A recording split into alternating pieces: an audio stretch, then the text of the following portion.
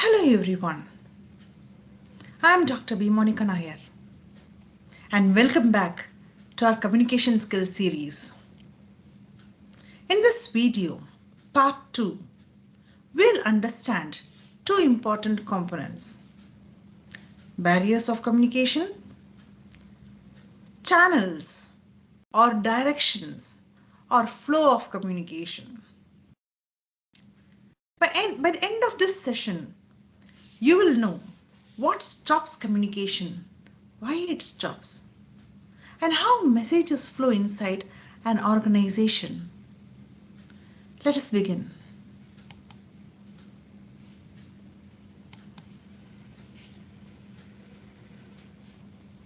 Barriers of communication. Barriers of communication are anything that blocks, delays, or distorts a message. Even a small barrier can completely change the meaning of a message.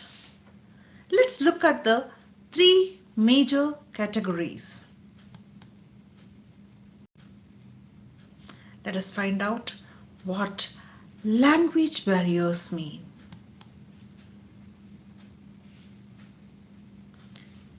These barriers occur when the sender and receiver do not share the same level of language understanding. It may be due to vocabulary differences, unfamiliar accents, confusing sentence structures, or the use of complex terms. Language is a basic tool of communication. So, any gap in understanding the language directly affects the clarity of the message. Three examples. Improper or vague message. Example: saying, "Do it fast," without specifying time leads to confuse. Fast can mean 10 minutes for one person and 2 hours for another. Jargons, the technical words. Example: using words like synergize, quantum efficiency, or micro-level analytics with someone unfamiliar with these terms. Accent issues. Example: a speaker's strong accent may make common words sound unfamiliar, causing misinterpretation.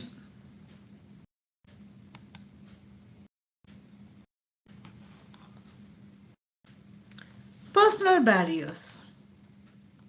These barriers arise from the personal feelings, attitudes, habits, and psychological state of the sender or receiver.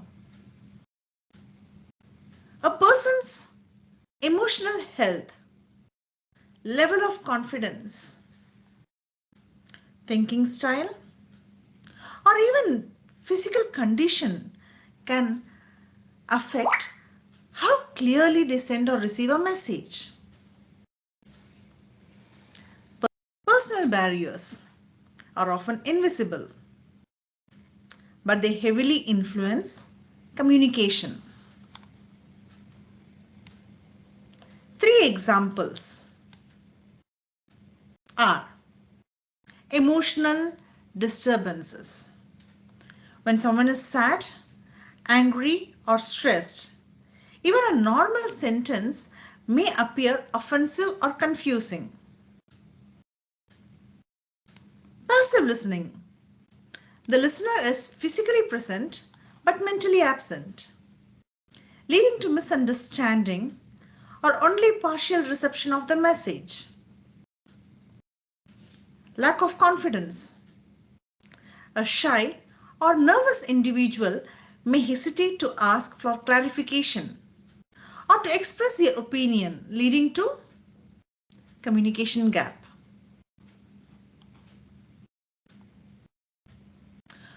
What are organizational barriers? These barriers occur due to the structure, rules, policies, and culture of an organization. When hierarchy is too strict, when communication only flows one way, or when the work environment is stressful, messages gets blocked or distorted. These barriers affect the efficiency and productivity of the whole organization. Let us take a few examples. Strict or dominating superiors. When employees are scared to express themselves, communication becomes one-sided and incomplete. One-way communication. Orders are given without encouraging questions or feedback. So misunderstandings goes uncorrected. Rigid rules and excessive formalities. Long approval processes or bureaucratic steps slow down communication and sometimes dilute the message.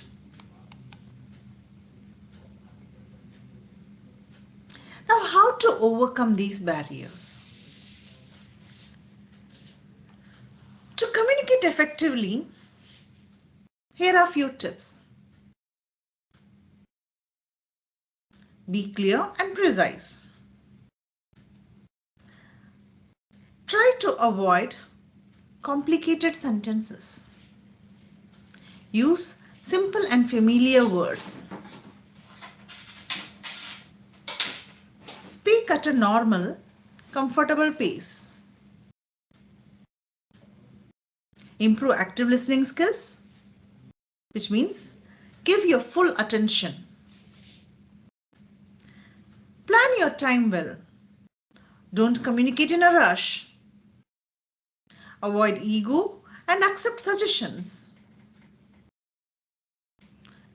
Try to understand your audience. Adjust your language and tone accordingly.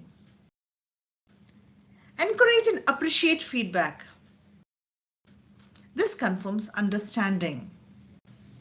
Remember, feedback is a mirror of communication. It tells you if your message was received as intended. In every workplace, communication follows specific directions depending on who sends the message and who receives it. These directions are called channels of communication.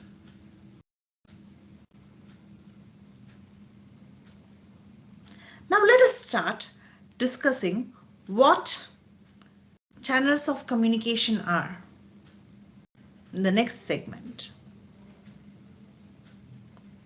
In every workplace, communication flows in a specific direction depending on who sends the message and who receives it. These directions are called channels of communication.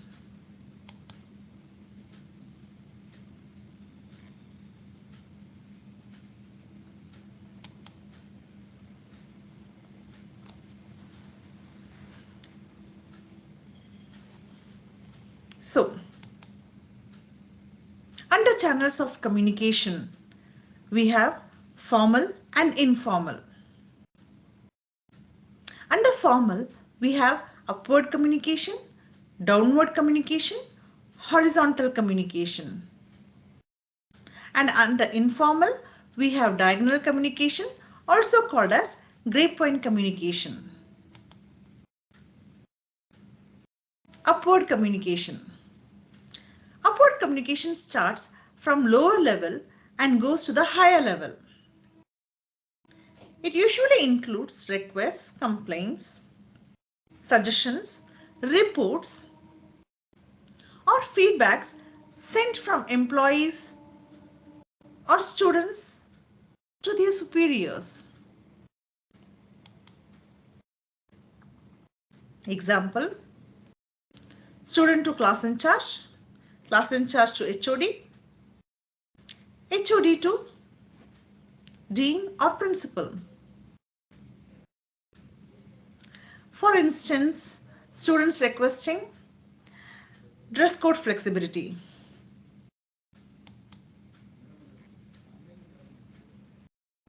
Downward communication. This flow is from higher authority to lower levels.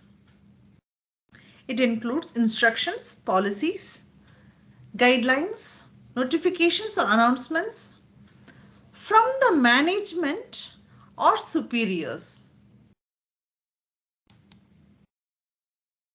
Example, principal or the dean to the HOD, HOD to the faculty or FA, and FA or faculty to the students, like sharing exam schedule, rules or circular.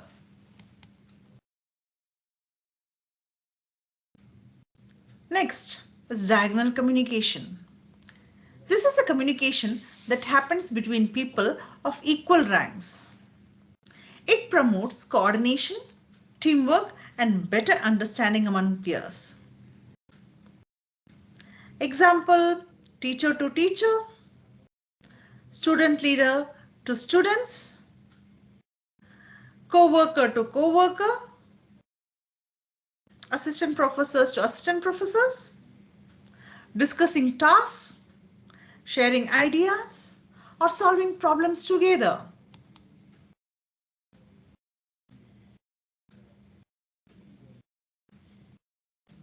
The most interesting among the communications is diagonal communication. This communication cuts across all levels without following hierarchy. It is informal, unofficial, but often very fast and very effective. It is also known as grapevine communication.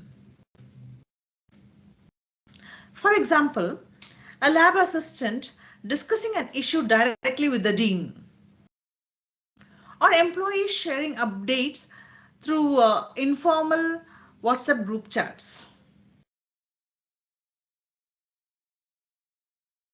So, today, through this video, we have discussed the barriers to communication and the channels of communication, how to overcome the barriers and establish a powerful organizational communication.